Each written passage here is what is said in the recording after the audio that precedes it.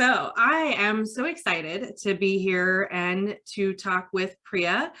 Priya is I'm going to let you explain it better than I tend to explain somebody's bio because you know better than I do. But I know that you are very multi-passionate. You are extremely crafty with words.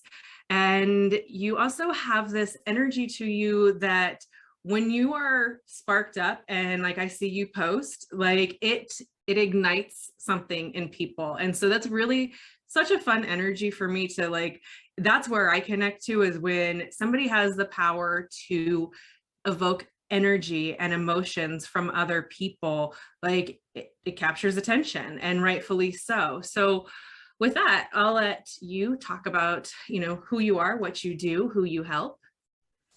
Yeah, so I am a mindset manifestation and business coach for spiritual women. And my belief and what I bring into my practice is always it's the spiritual meeting the practical. I believe in I believe in the woo-woo stuff, but I also believe in doing practical and together like merging these two elements, merging to manifest your ultimate dream, your ultimate life, your ultimate business. So really what I do is I help a woman create a bridge from point A to point B using these elements to their personal life, creating their personal blueprints and helping them create something that they truly love, whether it's a life that they want to live in a certain way or a business that they want to do in a certain way, really helping women gain the clarity that they need so they can move forward and move the needle. So I do a lot. I do one-on-one coaching, and I have programs, and some of these programs have, or at least one of them now has been turned into a course because I don't want to be teaching these things live forever. So yeah, so I have courses and programs, and I teach masterclasses, and I just really love impacting people and helping them move in a way that really aligns, whether it's through one-on-one coaching or in a group setting. Like it's just kind of one of my soul's passions, one of them, because I have many. So, and with that, I would love to know, how did the door open for you and your soul passion to be in this place right now to helping other women? Good question. So I used to have a copywriting business prior to my coaching business. And then prior to that, I was dabbling in the journalism field, which is what I studied in school, because at a young age, I set off to be like a writer. Still one of my passions, one of my things to write. But I think it just kind of, I don't want to say fell in my lap, but it's kind of, I guess it just kind of found me in a way. It's just kind of started out where like during my copywriting business, I did have coaching. I was part of like a coaching program where I was learning like the practical things of running a freelancing business, but also like I had two different coaches. One was like very heavy in the mindset part of it, and one was a part of the business part of it. And at first I was like heavily rejecting the mindset coach. I was like, well, who are you? I don't need you. And then like she really kind of like drilled into me, and I realized how important it was in relation to business. And I'm so grateful for that because like I've never experienced something like that before. And then I really started to dive into personal development at a level I never have before, right? And I guess it really started out with wanting to help myself and wanting to like learn as much as I could to help myself. And then as I was even in my coaching business at the time, and I used to use LinkedIn a lot, and I used to write all sorts of things on LinkedIn, kind of like how I do on Facebook. And I plan on going back on LinkedIn at some point, but at the time I was, and a friend of mine who was also a copywriting ally, she was like, have you ever considered being a coach? Because the things that you write on LinkedIn is like, it's really powerful, and I just see you as a coach. And I thought she was like crazy. And I was like, I don't know. And I kind of had this idea of like, I don't want to mess anyone's life up when she mentioned that, right? Like, I don't want to mess anyone's life up. But then like as I got more more into it. And it was really at the start of the pandemic, a little bit before actually, where I kind of shifted, and I was kind of burnt out in the copywriting business. And I'm like, I know there's a deeper meaning, a deeper purpose. And then it just kind of shifted, and that belief that I just had to kind of call bullshit on it. I'm like, it is impossible for me to mess up someone's life. It is impossible. Like if anything, it's going to be the opposite. And so I had to really like hone in and believe in that. And then from there, it just kind of took off. Like I have this Facebook group that just kind of blew up, and I really love helping women in particular. I feel like it's kind of like a deeper connection when women are helping women thrive. It's just like a deeper. I did try to work with men before. I'm not opposed to it, but I feel like women is mostly like where my heart is at. Yeah. So that was kind of a long answer, but. Oh, no. Yeah, no, there were so many things in there that was so great, because I feel like in life we're led from one thing to another. Kind of like before we started talking, I feel like that is the path of just life. Like, that passion that comes up in us. And I know for me, like when I opened up the door further to personal development, and in particular, there was one thing that opened up my door to where I am now, but it all started because, hey, I got into health coaching is initially where things first stemmed from. And all because of a desire to understand more about what was going on with our body and that connection to like what we're putting in it, which the natural progression became, okay, well, I'm understanding what we do with food and what happens with our body. Now understanding what happens with our mind and what we're feeding it on a daily basis. And so you mentioned a couple things in there, and like bringing up limiting beliefs, like that is something that, like as I started to understand what we're feeding our mind and what we're putting right back out into the world, can be so limiting. And most of the time, most people don't know that they're doing it. They just know that they're not getting any further in their life, but it's hard to see that it is truly coming from within of why you're not getting any further in life. So as you said, like, that thought and being able to reverse that and go like, no, like, I'm not going to mess them up. Like, and you're not, like, just as well as like, as a coach is knowing that like, you can only help someone as so far as that they want to have, help. And that same goes for like, when you're helping, someone, like we can help and lead them to the door, but if they're going to not walk through it or not, that's up to them. And the same goes with our beliefs. We can choose to accept what is there, or we can choose to reject and reframe what is there. And just as well as you did, so to show up in the way that you are, to be able to help so many people is incredible. And that's a testament to truly what that growth and that self-development, that awareness, and that choosing you does. So I know that I can talk forever about limiting beliefs, and I know that that is something that we share in common. And so, already talking about the reframe, what is something when you find yourself kind of going into maybe that place of, hey, that might be limiting. How do you course correct that? Yeah, that's a really good question. And this is something that I definitely help clients with. I've done multiple trainings and masterclasses on this as well. Well, the first thing is like identifying it, right? And a great trick is like any thought that doesn't feel good is a limiting belief. Any thought that comes up that makes you feel like shit is a limiting belief, right? And so that's kind of like the Cliff Notes version of how to identify a limiting belief, right? And so once you've identified it, you can question it, kind of like you're a scientist, and you can step back from it and kind of detach yourself from the limiting belief and kind of be, like observe it and just be like, well, okay, is this the truth? Is this the truth of what I'm capable of? Is this the ultimate truth of who I am, right? And the answer is always no. Hint, hint. The answer is always no. It's not the truth. And so once you like realize like this is just a crazy story that I'm telling myself, and it's basically playing on autopilot, you can go ahead and ask yourself like, okay, well, what is the truth then? And this is an opportunity for you to rewrite this crazy story that you've been telling yourself, right? And so the truth, like, let's say, what's a limiting belief that you've had? What, me? Yeah. Oh, I'm like, oh man, so many. I can tell you one of them is that, like, initially that I couldn't do a podcast. Okay. Perfect. Right. So similar to that, like I used to have a similar thought where I had a thought where I couldn't go live because I'm an introvert.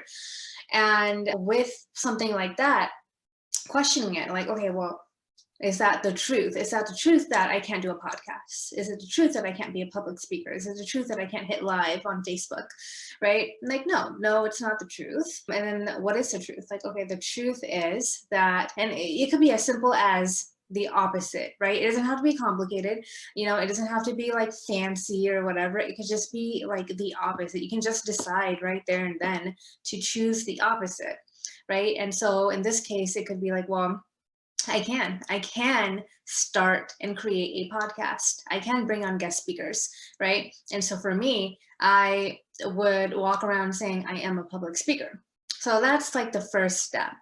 And the second step to follow it is the action part, right? Because I can walk around saying all day, like I'm a public speaker, but unless I actually like hit the live button and prove to show my brain that this is the truth, it doesn't really do anything, right? And so affirmations, these type of like affirmations paired with action is so important because the brain needs evidence that this is our new truth, right? So in my case, like I'm an introvert. I grew up a very quiet kid, and everyone would point it out. So it would be like it's got stored in my subconscious brain that like, hey, I am a quiet person and everyone said so, so it must be true that I can't be a public speaker and all this nonsense, right?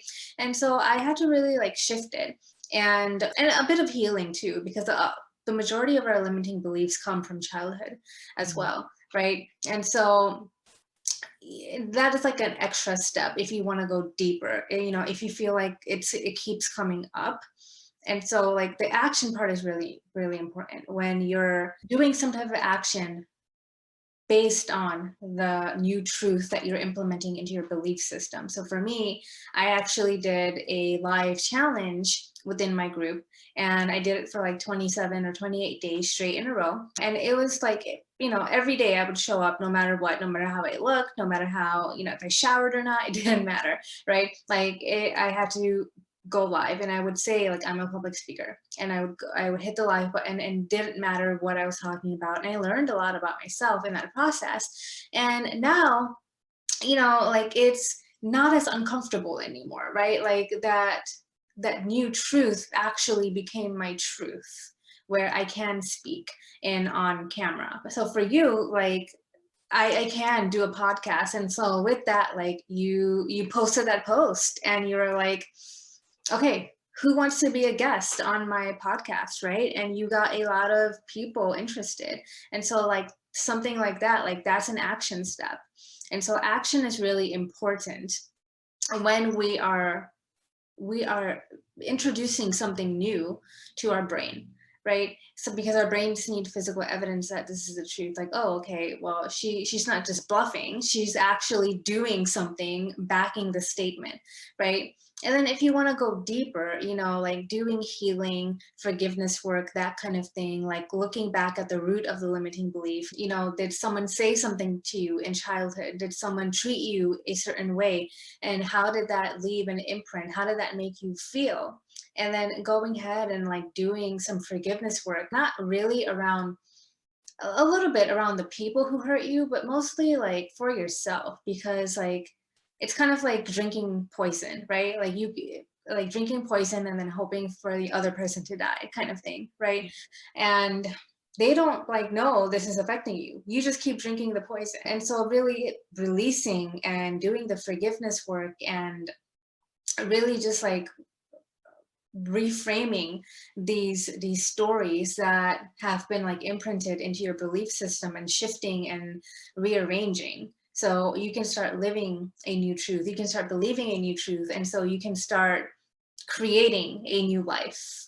So I hope that made sense. Yes, no, that totally made Got sense. Like, the action is so important to, just as you said, I mean, it's proof. And the more that we are able to show ourselves that proof, the more confident we become in doing the thing. And an affirmation is, in a sense, like a mental rehearsal. Like, it gives us a chance to become familiar with what it is. And when we're able to take that affirmation and put it in there with that picture in our mind of us doing the thing, I know that that's something that I go to also help at different points in time. And then also other times is my go-to is to just throw it out there, whatever it is, or to just do it and show up. And I have taken some very bold steps in my life by just going, you know what, I'm just going to do it. Let's just see what happens. Because if I let myself go for too long, then the thoughts are going to ruminate and they're going to keep going. And I'm just going to end up going, I'm not going to do this. And that voice wins. And I think for, anyone who has that thought that they want to strive for more, it is so important to never let that dream go, that desire, that goal, whatever it is, that intention, because it was placed in our life for a purpose, which kind of segues into something else when you mentioned action, and it brought up thinking about manifestation as well for me, because, things are brought to us. And I do believe that there is, that form of attraction into our life that we bring in by our energy. And that can be, we can either bring things in that we are wanting to attract, or we're bringing things in unknowingly that we are also attracting. But when you're becoming that conscious manifester and you're in that place of consciously co-creating your life, one of the things that, again, I know that we have in common, which, when I was reading so much stuff of what you wrote, I'm like, oh my gosh, I'm right there on that. And I'm right there on that. There was a lot of things that that you said that I'm like, I am when it comes to manifestation, it's something that just kind of fell in, that I was yes, when understanding law of attraction and what we're doing, and knowing that hey, I can be in that conscious co-creator role of my life. I want to do that. Sign me up.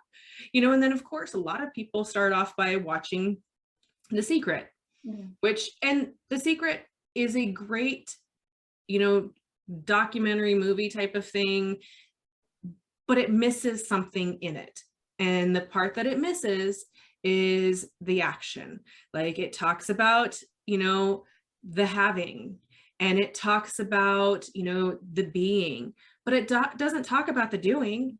So the action, as well as releasing those beliefs, those action steps of what you need to do next to actually bring that in. So embodying that. So I would love to hear how your path of law of attraction and manifestation was, because I know you said it was something that you were always kind of being, you were always doing, and just not really knowing. Yeah, exactly. Yeah, this morning I actually taught a masterclass on manifestation, and I talked a bit about this, where I was practicing the principles, but I didn't realize I was doing it, right? Until I started really deeply studying law of attraction, manifestation, and I'm like, oh yeah, I did this in this part of my life, and this is how it worked, right? So yeah, I've always been practicing the principles. And I guess when I really started I always say it kind of the law of attraction, manifestation found me. And then I didn't go finding it, where it just, again, kind of, it felt like it fell in my lap. And then I went to a point where I got really obsessed, where I just would nonstop, I would read all about it, study, all the things, right? So it just kind of like, I guess it came into my life when I really needed it, I guess. And yeah, I don't know if that answers your question, but It does. I would love to know, do you have a story that pops up of something that stands out when it comes to manifestation for you? yeah, so so a lot of people kind of like, there are a few elements, right, that people kind of forget about or don't know about when it comes to manifestation. So, like the detachment part, for example, where you put an intention out there and then you detach from like the outcome. It's kind of like this, I like to think of it as kind of like this I don't care vibe, like you care, but you don't care that much. And it's like it doesn't make any sense, but it works. It works because you're detached from the outcome and you're just like chill and you're lean back and you're just living your life and you're not obsessing over this thing, right? So it's kind of like you put an order in on Amazon and you know the order is coming. So why are you in this, like here in this moment, stressing that, like, where's the order? Where is it? How come it's not here yet? Right? Like you already placed your order. So in my life, like a great example is like when I was in college. And this is when like I had no idea what any of this was. So when I was in college, I really wanted this particular internship. And the day of the internship, I was like so nervous. I was so freaked out. I'm like, I have to get it. And, like I really, really want it. And then I came a little early for the interview. So I had a little bit of time. So there was a Walgreens across the street. And I went into the Walgreens and I'm walking around and I just felt this like heaviness and I was like so freaked out and I was so nervous. And I just had a moment where I was like, you know what? It's going to happen either way. I'm going to get an amazing internship either way. It's going to happen. So if it's not this internship, it's going to be something else. It's going to be something better. Right. And in that moment, I just had like this decision. Like I just made this like decision. And it was like this firm like declaration to myself, to the universe, like it's going to happen no matter what. Like there was no question mark at the end of it. Right. And I just felt like a shift happen inside of me where all of a sudden like I kind of had this like I don't care vibe. Mhm. Right, like the detachment, like I don't care if I get this internship because either way I know I'm good, it's gonna work no matter what. And this was like I was carrying myself on a different level. Right, of course I wanted it, but if I didn't get it I knew that I would still be okay. And so I walked into that interview confident and like on a different like level, like it was in confidence that I don't think I've ever carried before. And so I walked into that interview, I did the interview, and then they hired me on the spot. Right, and it was just kind of like mind blowing how like I went from like totally freaked out and nervous to like I got this. If I get it, cool. If I don't, cool. Either way, I'm good. Right. And so like, and I had no idea like what manifestation was at this time in my life, right? I had no idea what I was doing, but that's just an example of like the practicing the principles. And of course, like the action part, as you mentioned, like, and that's one of my frustrations with The Secret too. They don't talk about the action, the inspired action and all that. They talk about visualization and affirmations and all that stuff, but then people watch it and then they're so confused afterwards. They're like, okay, do I just like pretend I'm driving like the car of my dreams and then it'll happen, right? And so that's one of my frustrations too with The Secret. But like in this situation, like I had been doing the work, right? The practical.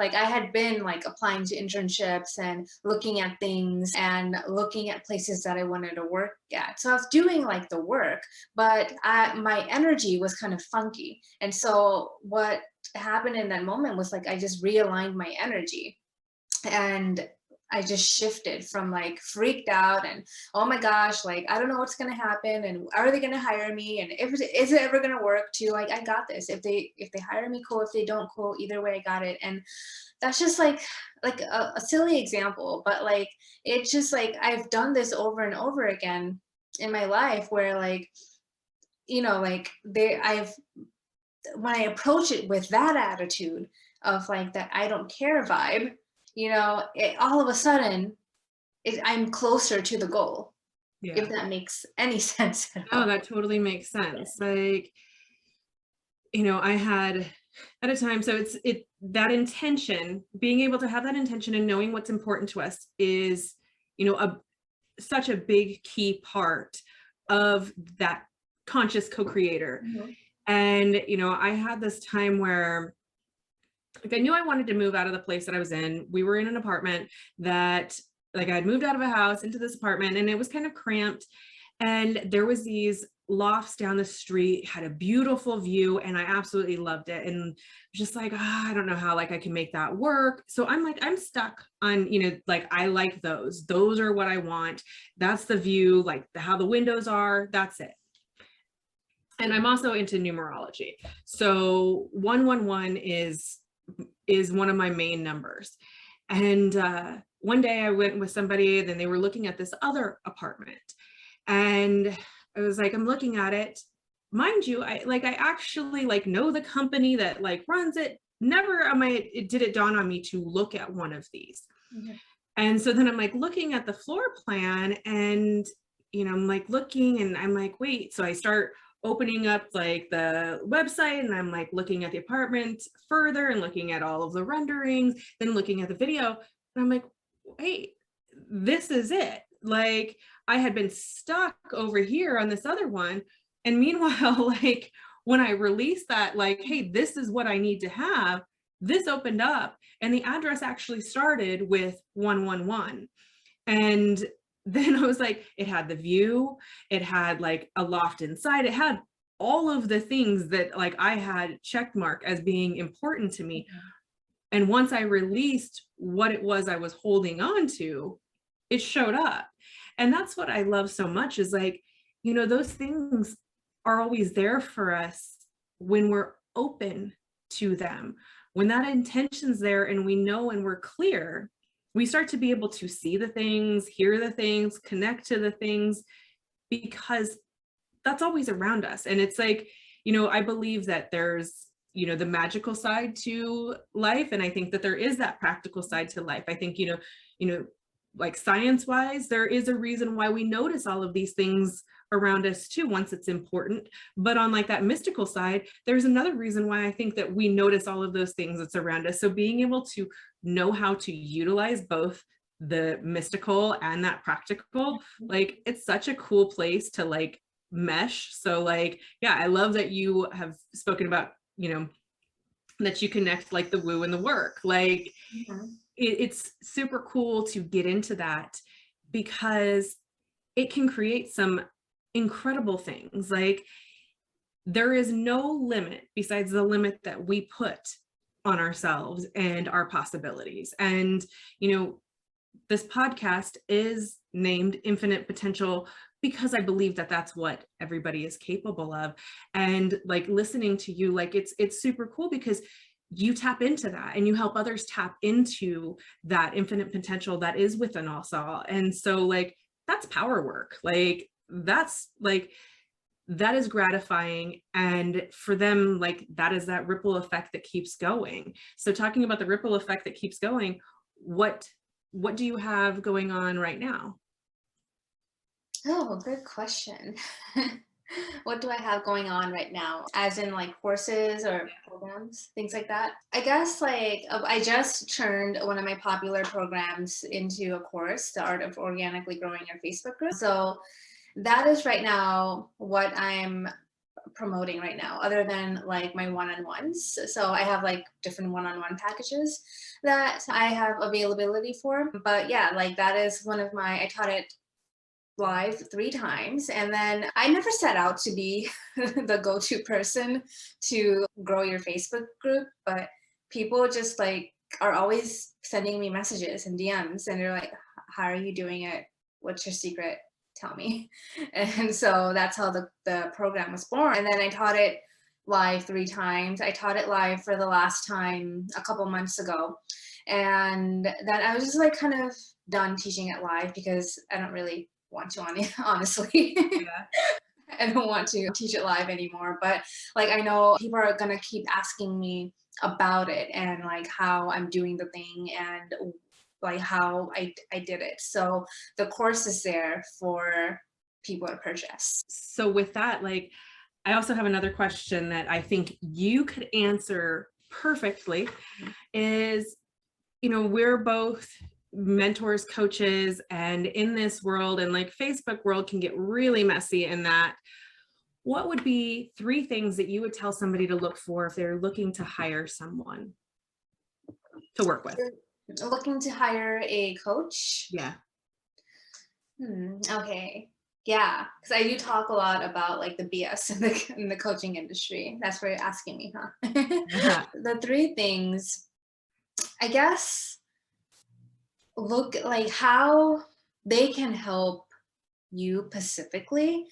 So I would definitely encourage you to reach out to the coach, see if you can get on a call or two and really kind of like see how you vibe, how you connect, because there's a lot of like misinformation out there, and you really want to see for yourself like how you connect with the coach one-on-one, right? If you are looking for a one-on-one coach, so like see how they respond to your request to hop on a call. Everyone does things differently, so if they do have like a session fee or something like that, it might be worth the investment to invest in that session fee, before you go ahead and spend like the big bucks on like a whole package, or if they have like discovery calls or something like that. So that is like one of the things I highly recommend, like get on a call with the coach. The other thing is like look at like different things that they're doing, right? Like if they have like a small program or a master class or something like that, like I would highly recommend following them for a while, and that while is up to you. It could be a few weeks, a few days, a few months, a year. But like look at like like the trainings, if they have free trainings in their Facebook group or on their profile, look at their content, like really follow them and see how you feel around their energy. And then like consider investing in like something small with them, like a master class or a small program or something like that to feel it out. But definitely highly recommend getting on a call with them before you actually either invest or like invest like the big bucks. And I'll like ask people who have worked with them what their opinion is, what their experience is, right? Because sometimes testimonials are not always legit, right? Because like someone can go into a container having X amount of experience, and maybe they've worked with this new coach for like 2 weeks, and then all of a sudden they're making like $50,000 in cash, and then the coach goes on and be like, oh my gosh, my client made $50,000 in cash and she just started working with me. And that is just like misleading bullshit, because you don't know like the real story behind like what that client did and their experience and how they got to that point, right? And I honestly don't think like it's ever just like some newbie coming fresh out of the gate and going into a container and then boom, magic, like all of a sudden like money falls out of the sky. And Yeah. that's what a lot of people are doing in the industry. They're making it seem like it's something that it's not. And that's what I call sneaky marketing. Yeah, I mean, I agree. Like, I mean, I know myself, I know so many other people who have had these not so amazing experiences. And, if there were things that I could have changed about them, and which is a lot of what you're recommending, and just some of that research, and just, some of the naive moments early on of like working with somebody came from, oh, but like this looks so great. And some people are just incredible speakers and they can rope people in, and it's no different than watching an infomercial going, oh my gosh, that product looks so cool, like I can get all of those results. You get that product home and you go to use it and it's like, this knife isn't going to cut through anything. Like it's no different than that. It's doing that research, doing that homework, and knowing, hey, is this person really align with what it is you're looking for. And I can say, I think in so many instances, when it comes to certain types of coaching, you probably already have the answers within you.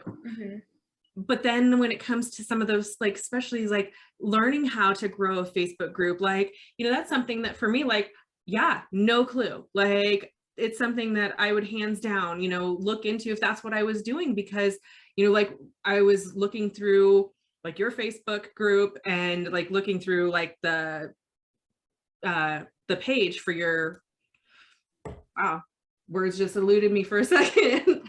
But I was looking through like your sales page for it and going, yeah, like that's absolutely something that, like I can tell you in that moment, I'm like, oh, I should get this. And I'm like, you're not even doing a Facebook group right now. Like, why would you do that right now? But that's kind of that thought for me. But like, I read it and I was like, that's value. You are adding value to my life. And that's where, for somebody else like coming in and like looking for something, or is that person going to add value? And like looking at everything that you do, you have that value that you are giving somebody. You're not just showing up and gone tomorrow. Like, you care about what's taking place. And I think that is such a huge thing right now, is to see that you are here, you care, and you're passionate about what you're doing, and then that shows through. So how can people find you? People can find me on social media. I have a Facebook group called Queens of Mindset and Manifestation. I also have a public profile, so you can just search Priya A. Shah, and I should pop up. Feel free to send me a DM, or you can find me on Instagram. My handle is XO Priya Shah. If you want to purchase my Facebook course, the art of organically growing your Facebook group, it's also exopriyasha.com. And I will be sure to link your profiles in the description as well. So anybody wants to reach out, they can connect that way too. And I have been so grateful to have you here. It was been great talking to you. Like, this has definitely been a very fun conversation for me, because again, like there's so many things that we have in common, and I feel like I could go on for a lot longer. Yeah, definitely. Thank you so much for having me. This was a really fun conversation. Thank you for everyone for listening as well. All right.